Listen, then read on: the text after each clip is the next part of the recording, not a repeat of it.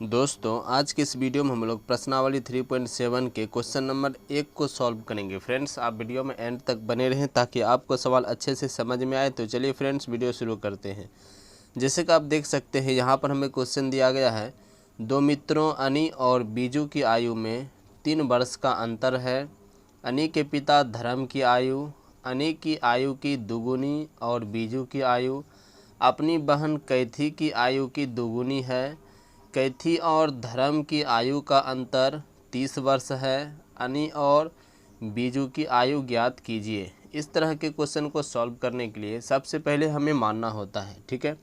यहाँ लिखेंगे माना कि अनी की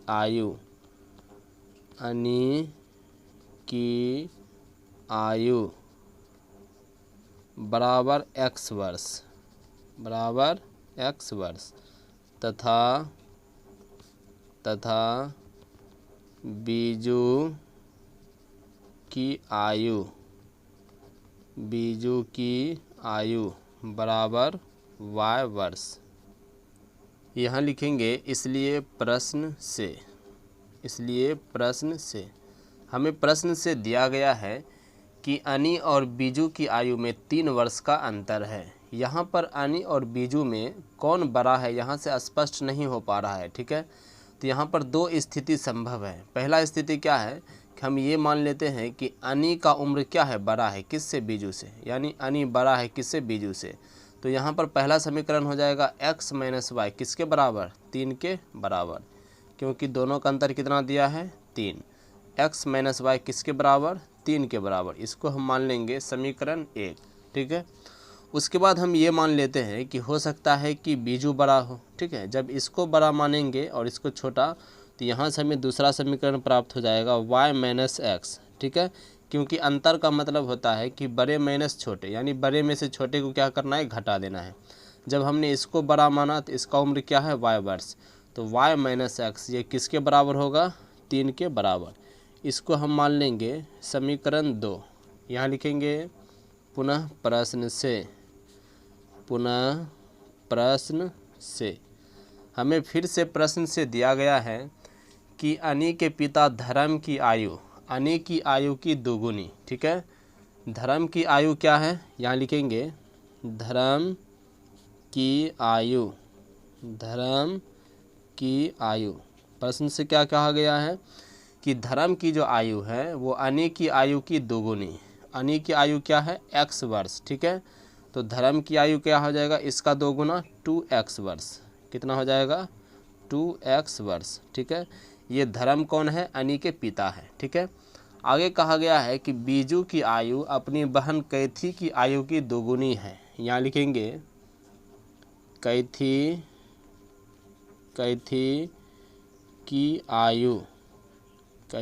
की आयु बराबर।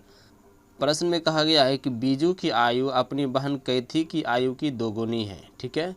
बीजू की आयु अपनी बहन कैथी की आयु की दोगुनी है, ठीक है। यानी इसका जितना उम्र है ये इसका क्या है, 2 गुना है, ठीक है।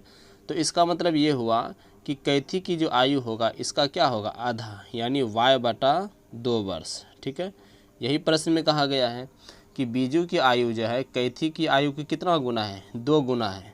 जब ये इसका 2 गुना है तो इसका मतलब ये इसका क्या हो जाएगा, आधा हो जाएगा, ठीक है।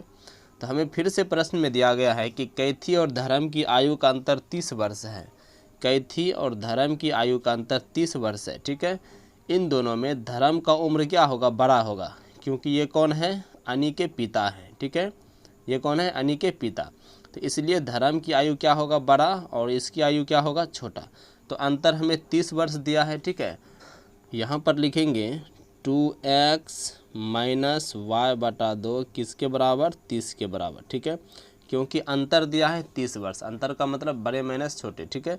यानी इसका उम्र बड़ा है, इसको पहले लिखे, और इसका उम्र क्या है, छोटा, तो इसको बाद में लिखे, ठीक है। यहाँ पर 1 है तो 2 और 1 का एलसीएम क्या हो जाएगा, 2 होगा, ठीक है। 1 से 2 बार में 2 दूनी कितना हो जाएगा, 4x माइनस 2 से 1 बार में y गुना 1 कितना हो जाएगा, y बराबर 30 बटे में क्या लिखेंगे, 1, ठीक है। बाय क्रॉस मल्टीप्लाई करेंगे इसको जब इसके साथ, ये हो जाएगा 4x माइनस वाई बराबर 30 दूना कितना हो जाएगा 60, ठीक है। इसको हम मान लेंगे समीकरण 3।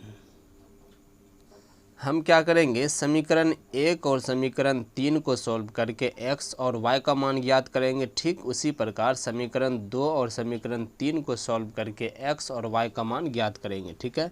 हम क्या करते हैं, सबसे पहले समीकरण 1 और समीकरण 3 को सॉल्व कर लेते हैं, ठीक है। यहाँ लिखेंगे समीकरण 1 और 3 से, समीकरण 1 और 3 से। समीकरण 1 हमें दिया गया है x माइनस वाई किसके बराबर, 3 के बराबर। यहाँ लिखेंगे x माइनस वाई किसके बराबर, 3 के बराबर। उसके बाद हमें समीकरण 3 दिया गया है 4x माइनस वाई किसके बराबर, 60 के बराबर, ठीक है। यहाँ पर आप देख सकते हैं कि y का गुणांक बराबर है और y के आगे माइनस है और यहाँ भी क्या है माइनस, यानी दोनों एक जैसा चिन्ह है, ठीक है। जब एक जैसा चिन्ह रहेगा तो हम लिखेंगे घटाने पर, अगर अलग अलग चिन्ह रहेगा तो हम लिखेंगे जोड़ने पर, यहाँ लिखेंगे घटाने पर। जब घटाएंगे तो चिन्ह को बदल देंगे, यानी जो प्लस में है उसको माइनस और जो माइनस में उसको प्लस कर देंगे। ये प्लस में है तो माइनस कर देंगे और ये माइनस है तो इसको क्या कर देंगे प्लस, और ये भी प्लस में है तो इसको क्या कर देंगे माइनस, ठीक है। यहाँ से माइनस वाई और प्लस वाई क्या हो जाएगा, कैंसिल हो जाएगा। यहाँ पर कुछ नहीं तो क्या है, 1 है, ठीक है।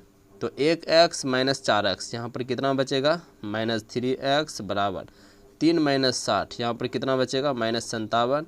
यहाँ से माइनस और माइनस को कैंसिल कर सकते हैं, यहाँ लिखेंगे इसलिए x बराबर 57।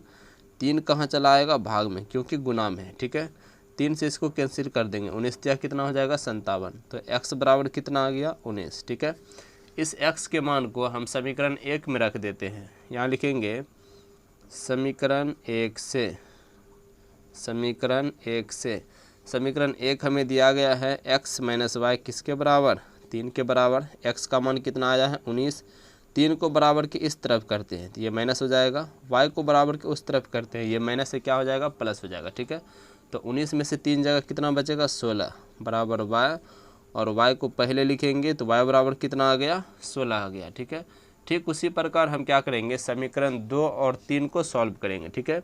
यहाँ लिखेंगे समीकरण 2 और 3 से, समीकरण 2 और 3 से, क्योंकि समीकरण 1 और 3 से हमने x और y का मान ज्ञात कर लिया, ठीक है। यहाँ पर आप देख सकते हैं x बराबर 19 और y बराबर कितना 16, ठीक है। उसी प्रकार हम समीकरण 2 और 3 को सॉल्व करके x और y का मान ज्ञात करेंगे, ठीक है।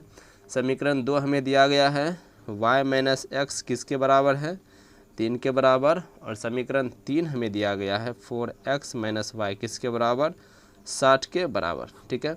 यहाँ आप देख सकते हैं कि y का आगे प्लस है और यहाँ y का आगे क्या है माइनस, यानी चिन्ह क्या है अलग अलग है, ठीक है। तो हम क्या करेंगे जोड़ देंगे, यहाँ लिखेंगे जोड़ने पर, जोड़ने पर। जब जोड़ेंगे तो प्लस वाई माइनस वाई क्या हो जाएगा कैंसिल हो जाएगा। 4x में से x को माइनस करेंगे तो यहाँ पर कितना बचेगा 3x बचेगा बराबर 60, 3 कितना हो जाएगा 63 हो जाएगा, ठीक है।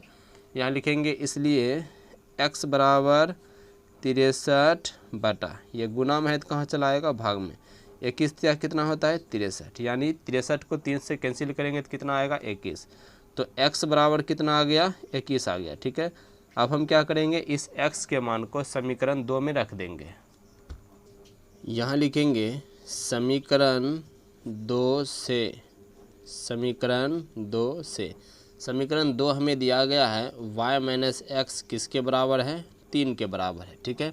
यहाँ पर आप देख सकते हैं कि x का मान कितना आया है 21, तो x के स्थान पर क्या लिखेंगे 21 बराबर क्या हो जाएगा 3, y बराबर 3 माइनस 21 को बराबर के उस तरफ करेंगे तो प्लस 21, तो y बराबर 21 3 कितना हो जाएगा 25 हो जाएगा, ठीक है।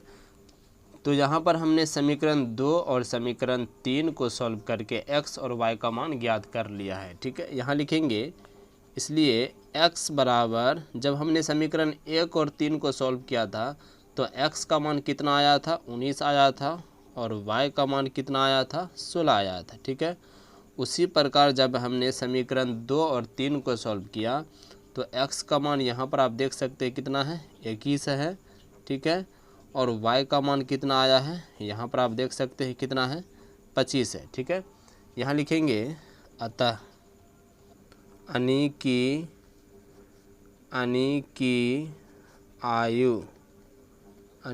आयु बराबर x, ठीक है। हमने अनि की आयु को x वर्ष माना है, बराबर x, और x का मान यहाँ पर कितना आया है 19, यहाँ लिखेंगे 19 वर्ष, ठीक है। यहाँ लिखेंगे तथा बीजू की आयु बराबर y। बीजू की आयु को हमने y माना है, ठीक है, यानी y वर्ष। यहाँ पर y का मान कितना आया है 16 वर्ष, ठीक है। यहाँ लिखेंगे या अनि की